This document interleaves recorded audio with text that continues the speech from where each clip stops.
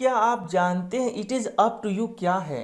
अगर आप नहीं जानते हैं तो मैं आपको बता दूं, it is up to you का दो मीनिंग होता है। पहला, जिम्मेदारी होना, यानी किसी चीज़ की रिस्पॉन्सिबिलिटी होना, और दूसरा मर्जी।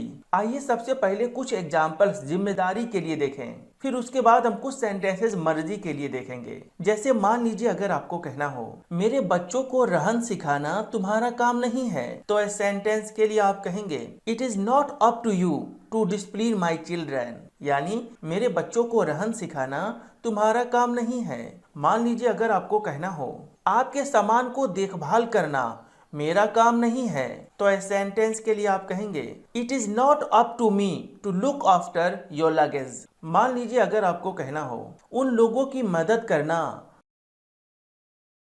या मेरा काम नहीं है, तो इस सेंटेंस के लिए आप कहेंगे it is not up to me to help them, यानी उन लोगों की मदद करना मेरी जिम्मेदारी नहीं है या मेरा काम नहीं है। ये सभी नेगेटिव सेंटेंसेस है। आप चाहें तो इसका पॉजिटिव भी बोल सकते हैं। जैसे मान लीजिए अगर आपको कहना हो इस काम को करना मेरी जिम्मेदारी है, तो इस सेंटेंस के लिए आप कहेंगे it is up to me to do this, यानी इस काम को करना मेरी जिम्मेदारी है। अगर आपको कहना हो उससे बात करना आपकी जिम्मेदारी है, तो इस सेंटेंस के लिए आप कहेंगे it is up to you to talk to him, यानी उसे बात करना आपकी जिम्मेदारी है। तो फ्रेंड्स, उम्मीद करता हूँ कि आपने पहला कंसेप्ट समझा कि it is up to you का मतलब होता है किसी इंसान की जिम्मेदारी होना, यानी रिस्पॉन्सिबिलिटी होना। अगर हम इसके दूसरे मीनिंग की बात करें जो है मर्जी, जैसे अगर आपको कहना हो यह आपके मर्जी पर है आप बैठे या जाएं, तो इस सेंटेंस के लिए आप कहेंगे